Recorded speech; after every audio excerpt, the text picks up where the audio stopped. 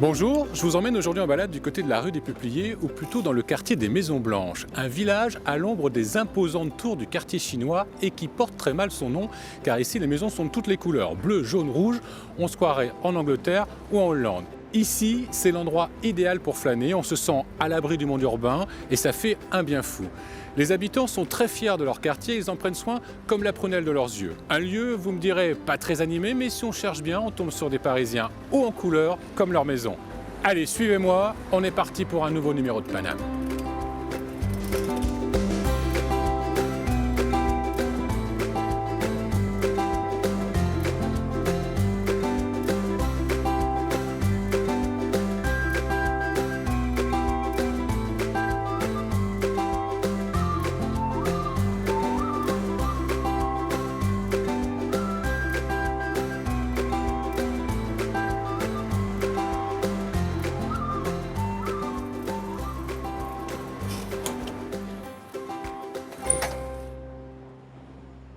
Ah, Karim.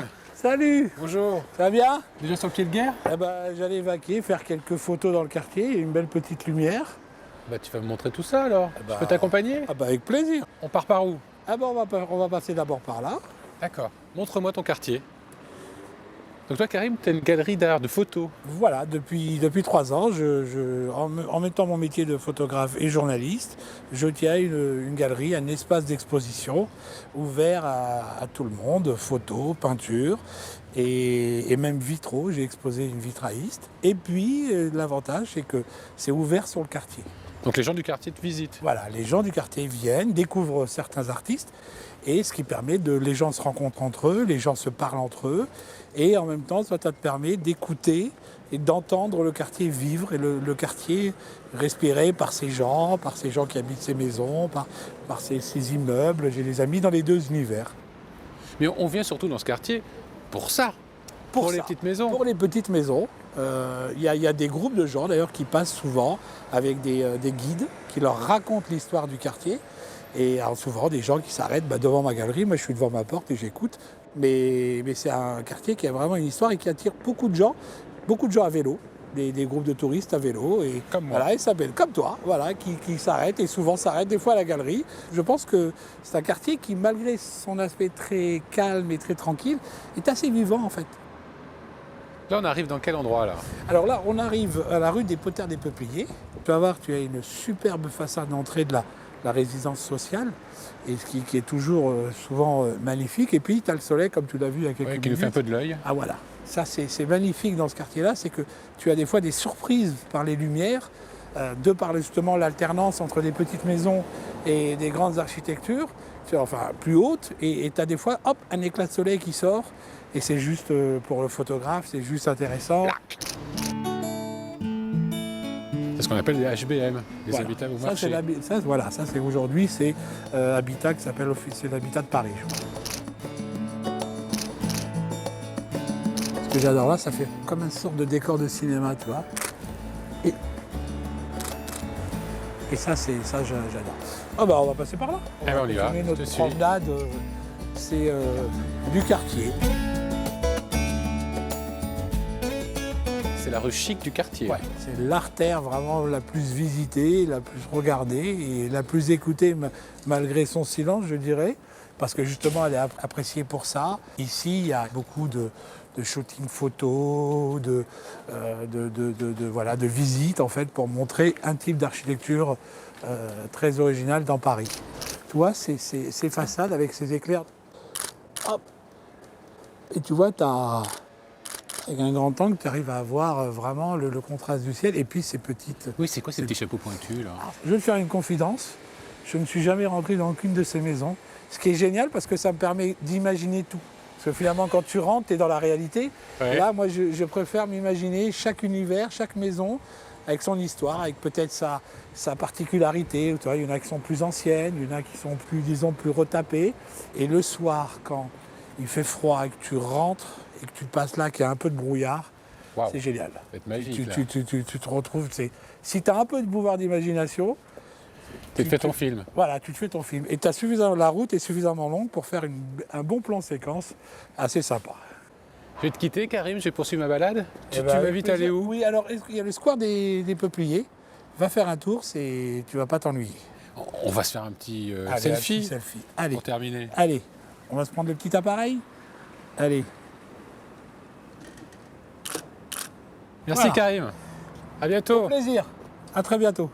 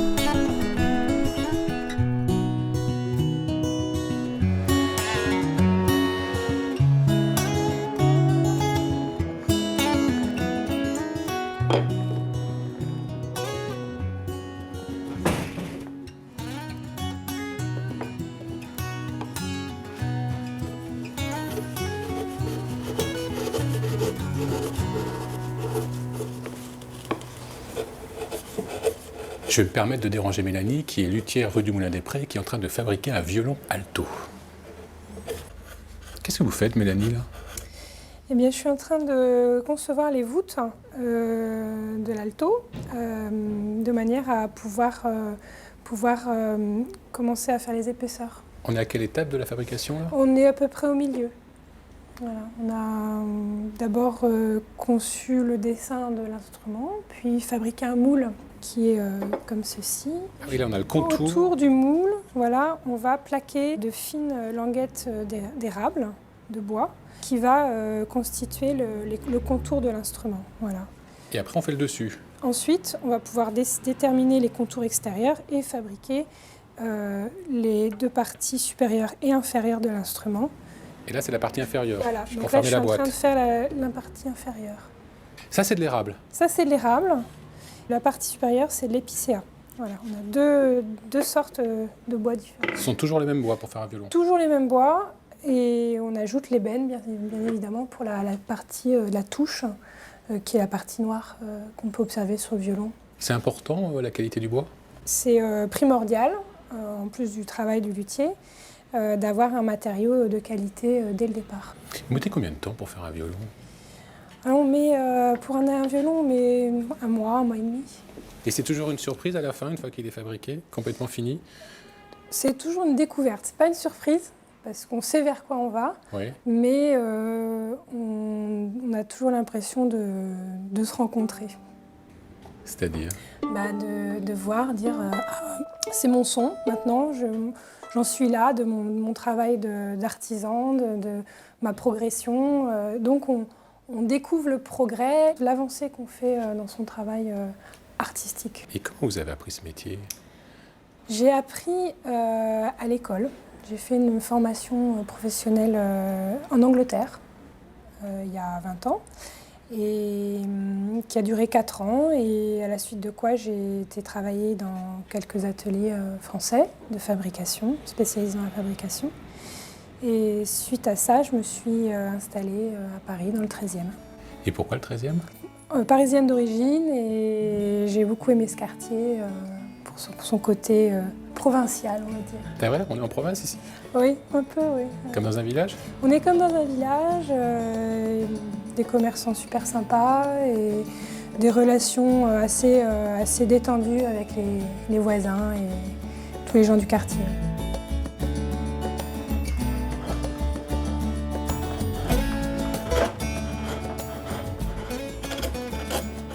Il faut des instruments bien précis, des outils bien précis pour fabriquer un violon.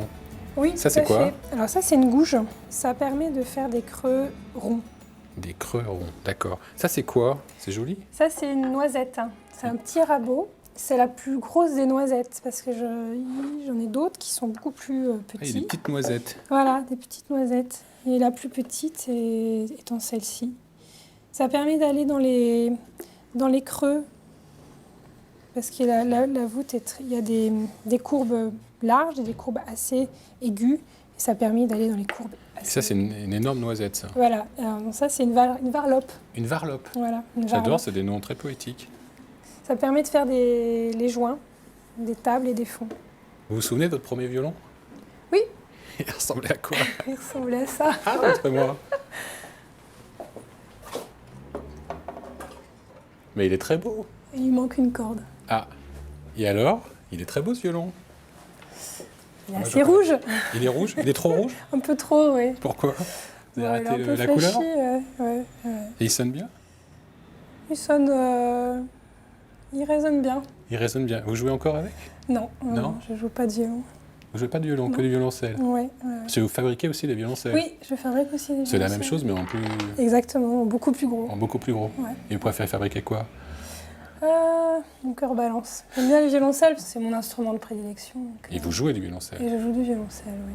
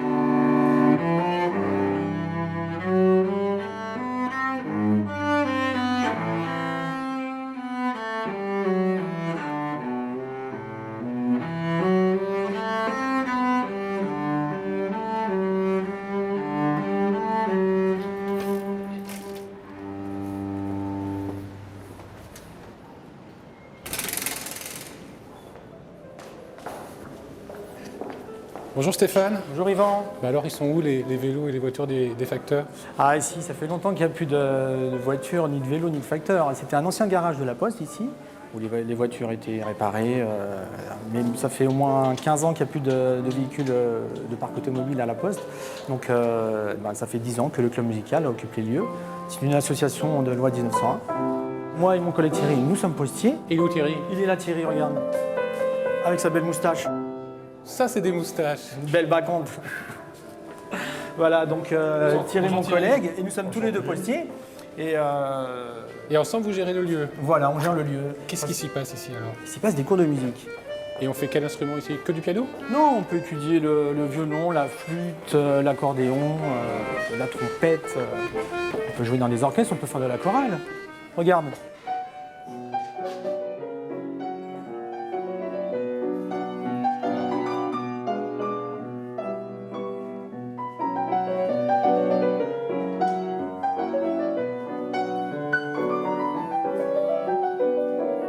T'as reconnu le morceau? Chopin? Oui. Ah. Je pourrais pas te dire exactement lequel, mais c'est du Chopin. du Les Chopin. pianistes adorent Chopin. Ah oui. Alors voilà, tu vois, tu as ici une salle de théâtre des comédiens. Je vais t'emmener faire un petit tour, tu vas voir. Tu vois, on a aussi plein de salles de cours en bas. C'est immense ici. Ah oui, oui, on a 10 salles de cours. Tu as vu, il y en a 3 grandes en haut. Ici, il y en a encore une plus grande en bas, mais il y a quelques salles encore ici. Tu vois, là, c'est la salle Beethoven. Alors, on va voir ce qu'il y a. Je ne sais plus qu'est-ce qu'il y a comme cours.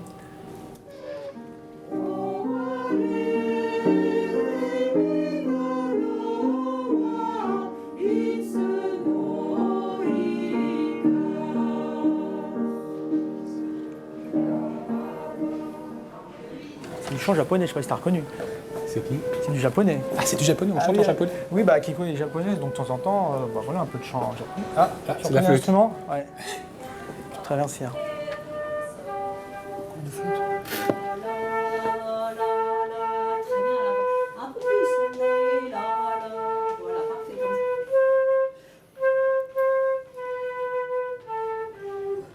ça. C'est ouvert à tout le monde alors ici. Oui, alors, il y a beaucoup d'adultes, comme tu as vu, au départ, donc c'est une association de la Poste, donc évidemment, le personnel de la Poste vient prendre des cours de musique, les enfants, les conjoints.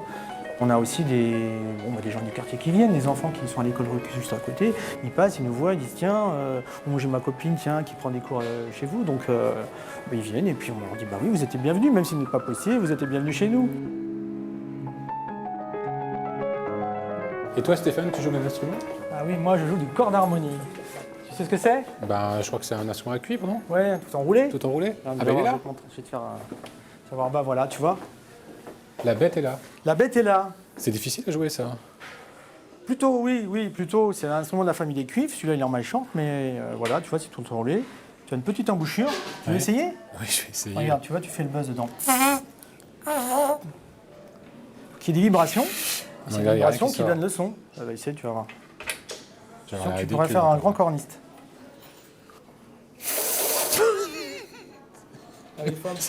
Je pense que je vais venir prendre des cours ici le soir. Bah oui, si tu veux prendre des cours de code, il n'y a pas de problème, t'as bien vu. C'est ouvert aux adultes. Ouais, c'est bon. Moi, je vais te laisser jouer. Je crois que ça sera mieux. Tu vois, il faut un petit peu...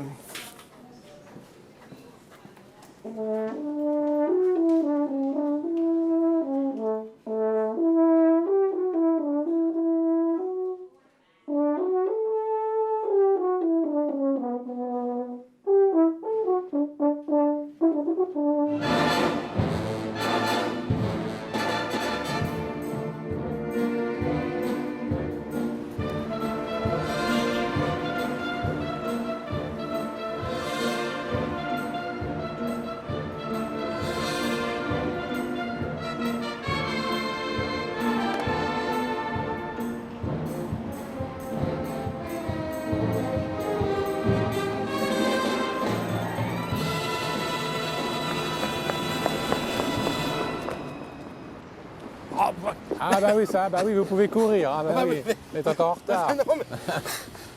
C'est le tram. Vous êtes descendu à la station Poterne des Peupliers. C'est quoi une poterne? Si vous voulez, c'est une porte.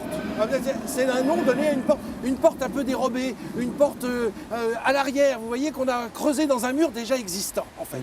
Parce qu'ici, on se trouve sur le mur de Thiers, enfin d'Adolphe Thiers, plus exactement. C'est un mur qui entourait entièrement Paris, 34 km de long, vous imaginez, pour protéger la capitale. Bon, c'est un mur qui n'a servi à rien. Oui, pratiquement, mais enfin c'est quand même un mur qui enserre complètement Paris. Et puis il y a des portes et des poternes, une soixantaine. Alors tout ça nous est resté, évidemment, les portes de Paris, les portes du périphérique, les portes des boulevards des Maréchaux. Et de l'autre côté, il n'y avait plus rien alors? Alors de l'autre côté, il n'y avait rien, il y avait une zone de 250 mètres où il ne fallait pas construire.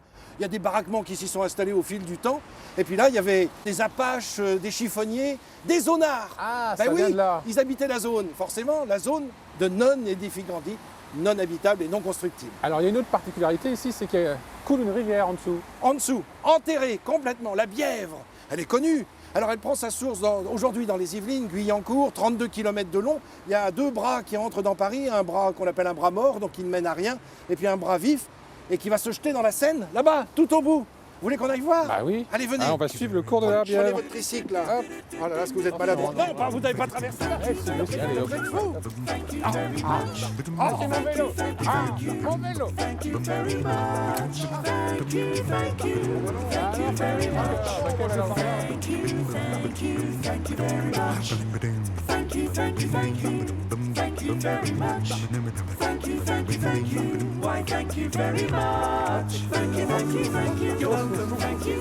Ah, par-ci, par-là. Ah ben voilà. Regardez. Bah, c'est marqué. C'est bien en dessous qu'elle passe là. Ah bah exactement, en dessous, Mais c'est le ancien bras lit. mort là. Mais oui, il y avait deux bras, mais je vous ai expliqué. Mais il est où le bras vivant? Ah bah il est à côté, il est parallèle. Allez, avancez.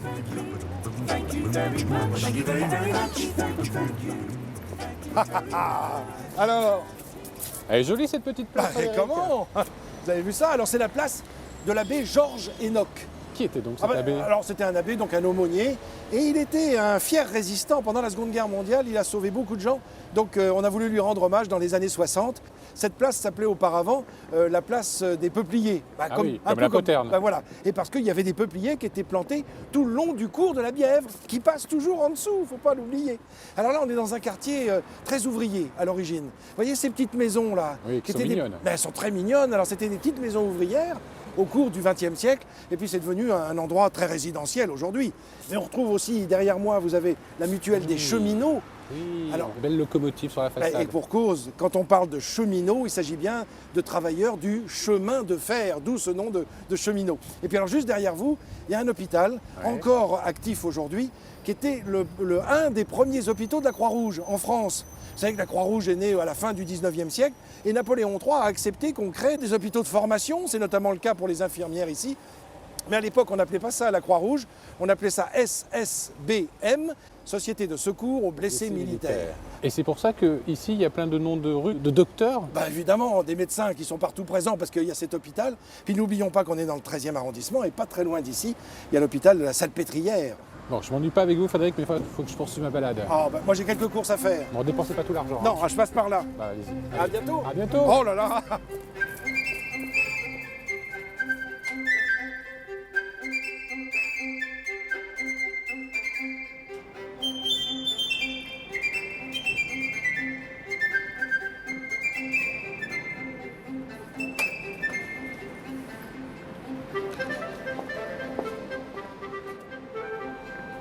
Bonjour. Bonjour, comment ça allez-vous? va? Ça va bien, merci et vous? Ouais, très bien. Ça tombe bien, j'ai une petite faim, il y a tout ce que j'aime ici. C'est parfait. Il y a du Qu'est-ce que je vin vais faire et du fromage. Ils sont beaux ces L'article, fromages là. Ah bah, ils sont superbes. C'est un ami qui me ramène ça du Jura, qui fait du vin et qui, de manière concomitante, a monté un petit négoce de fromage. Donc c'est des classiques, Comté, Tom, Morbier. Regardez comme ils sont beaux. Directement coupés de la meule. Derrière, on a le vin. Derrière, on a le vin. Alors là, vous avez le choix. Enfin, je vais vous montrer ma bibliothèque. La bibliothèque du Pinard. Ouais. Alors, ce ne sont que des petits producteurs qui travaillent au sens large du terme dans la mouvance des vins nature. On va dire qu'ils utilisent un minimum d'artifices œnologiques. Ils sont en marge de la grande distribution et nous, on est un peu les relais qui permettons de faire leur promotion. Donc ici, ça porte le nom de cave alternative. Ça veut dire quoi, ça, alternative? Quand j'ai récupéré ça, c'était une épicerie. Et moi, je viens du milieu du théâtre, de la radio. J'avais un bar à musique pendant quelques années. Et j'ai un peu perverti le lieu pour en faire un espace où, au-delà du vin, c'est le bien vivre, la convivialité qui s'exprime. Donc, il y a pas mal d'événements. J'adore le verbe pervertir. Ouais. Ouais, c'est ça, c'est exactement ça. Donc qu'est-ce qu'on fait ici précisément? On mange, on boit? On mange, on boit, on s'amuse, on rit, on chante. Il y a plein d'artistes qui se rencontrent. Il y a des concerts, des vernissages, des ateliers d'écriture. On a eu il y a une petite salle en bas. On a fait on a donné des représentations. Ça manquait ici dans le quartier? C'est un quartier qui est très calme, qui est très amusant, un peu caché. C'est un peu un triangle des Bermudes. On y vient peu. Et les gens le découvrent souvent avec amusement et pour certains avec émerveillement, parce qu'il y a plein de petites baraques dans le coin, c'est très atypique, quoi. On est un petit village perdu au milieu de nulle part. On n'est pas loin de la butte aux Cailles, mais on est un peu en retrait, on est planqué, quoi. Au milieu du 13e, c'est un petit îlot. Alors on y goûte à ce vin? Allez.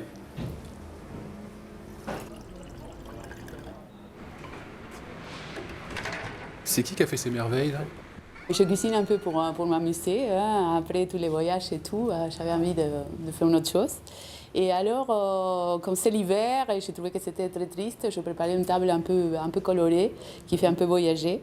Alors, on a des petites asperges sauvages avec une vinaigrette à l'huile d'amande, des clubs sandwich au thon.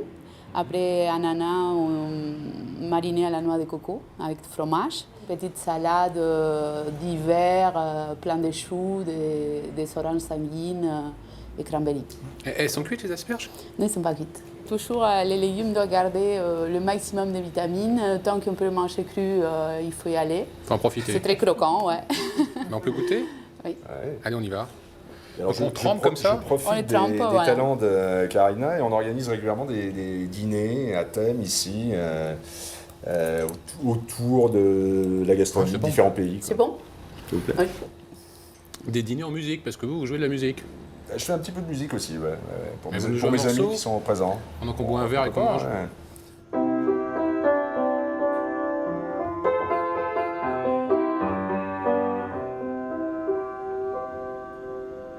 Quand il reviendra, le temps des cerises sifflera bien mieux le même cœur. Mais il est bien court le temps des cerises, Il a vraiment une voix magnifique, Cyril. On va terminer cette émission comme elle a commencé et s'est poursuivie en musique. Moi, je vous invite à retrouver cette balade sur les réseaux sociaux et sur le site internet de France 3, france3.fr. Je vous dis à la semaine prochaine pour un nouveau numéro de Paname. Calmer ma douleur.